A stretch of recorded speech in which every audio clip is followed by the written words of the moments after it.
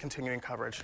Dan, Dia, back over to you guys. Right, yeah, absolutely. Make sure you get that mobile app, because if you do need to leave the house, you can take that with you and you can continue to watch what's going on out there. Again, that news conference is going to start any minute now. We're already set up. As soon as it does, we'll take you there live. We should mention no reports of any road closures in this area. Again, it's an abandoned building as far as we understand it, in an industrial complex.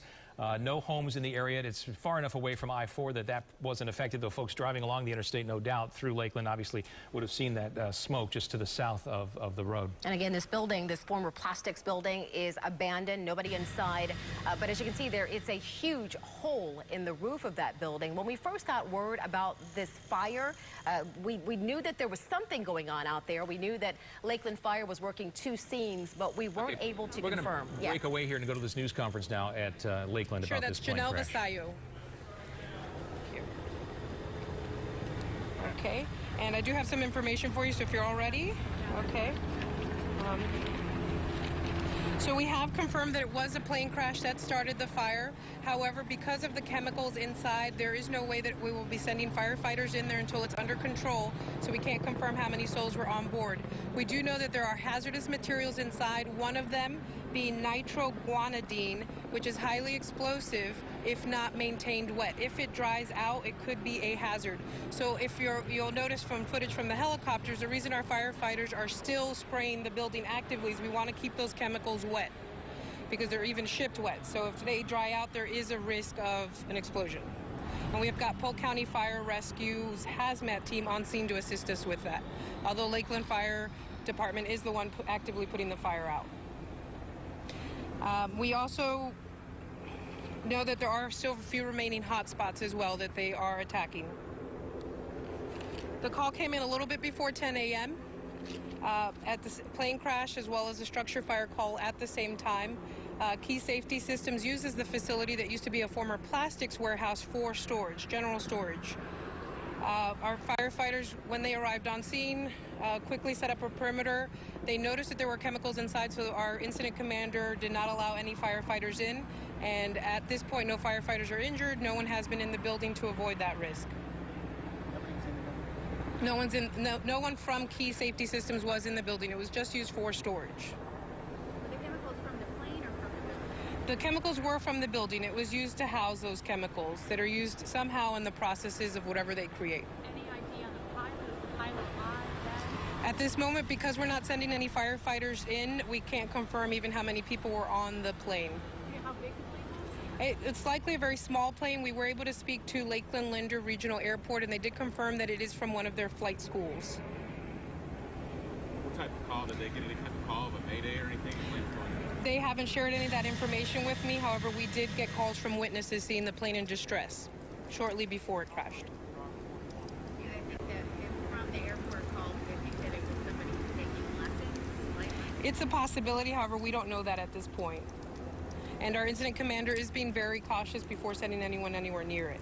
Do you know what flight school it was? Unfortunately, I do not. But they were based out of Lakeland Linder Regional. How long are you going to have to stay on scene to deal with those chemicals? It's probably going to take up a majority of the day. We were able to get the fire out in under an hour or so, but right now Polk County Hazmat is in there. So in previous calls of this similar nature, it has taken 2 to 3 hours, possibly more. I was able to, one of them is nitroguanidine. I'm not a chemist, so unfortunately I don't know what that's used for, but we do know it's an explosive. There was also powdered aluminum. Powdered aluminum.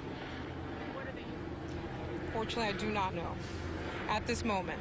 But we will be providing updates as soon as we get them. We can come back and give some more information in the next 20 minutes or so. What about for the rest of the employees that are still here? Fortunately, because the property is so large and where this fire is taking place is pretty far back on the property, there's no concern for any resident safety or any of the employees' safety. Employees were in these buildings that you can probably see here at the front of the property when this took place, so they weren't at any risk. What other businesses were on this property? Do we know that? I believe all of this does belong to Key Safety Systems. However, I can't confirm that. And none of them are being evacuated or anything? Not at this moment. However, we have set up a pretty large perimeter, and the only people being let in are officials there of necessary officials.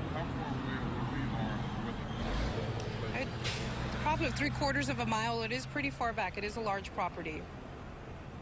Did the airport say anything about where the They haven't shared any of that information. But Lakeland Linder Regional Airport is very close to here. And this entire area is highly industrial, so we're not concerned yet about having to close traffic or evacuate any residents.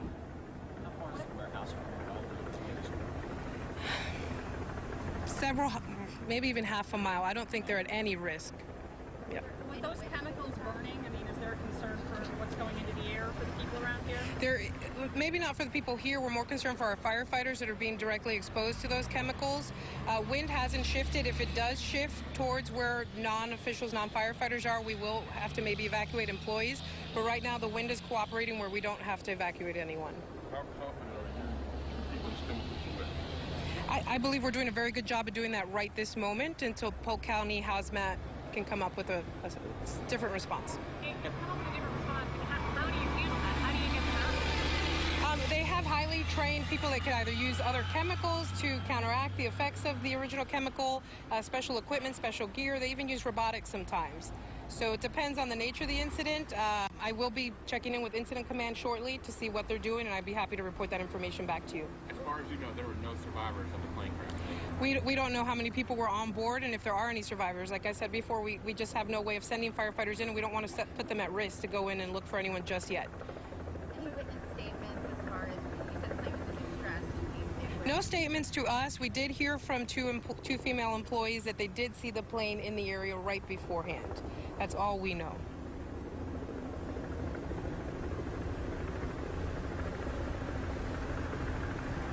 Okay. In about 20-30 minutes or so, I'll be sure to check in with Incident Command, and if you're all still here, I'll be happy to give you some updates. Thank you. From the Lakeland area on that plane crash that we've been covering all morning since about 8:30 this morning, when a small plane crashed into a former plastics factory there. It's an empty building. No one was inside. But we have learned that the firefighters could not go inside that building because of chemicals that are inside that are hazardous and highly explosive. One of them is nitroguanidine. It can explode if it dries out. So the goal right now is to keep it wet.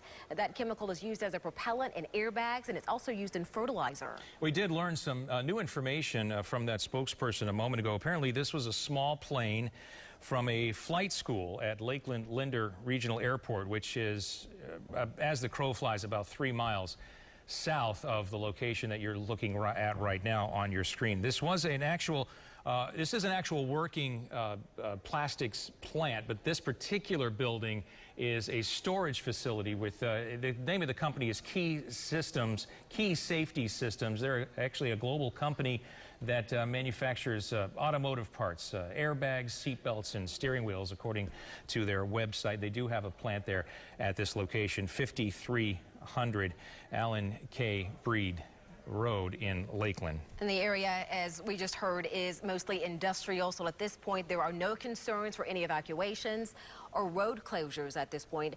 We do have crews on the scene. Are we ready to toss to Jacqueline? Jacqueline Gless has been covering this for us right now. Let's head out to her. Jacqueline, we did hear that there were witnesses that saw this plane in distress. Oh, that's right, Dan. What we're hearing is that there were 2 women who saw this plane flying somewhere in the vicinity, saying that the plane was in distress. What that means at this point, we just don't know. Lakeland Police Department and Lakeland Fire looking into that, trying to speak more with those women right now. Now, I want to show you back behind these gates. We're about 3/4 of a mile from the building that is on fire. We are being kept back because, as you heard, there are volatile chemicals inside this old plastic factory that if they do not stay wet, they will explode. Now, the main concern with these chemicals that are coming out, any smells, is not for people who are far away like I am or other residents in this area.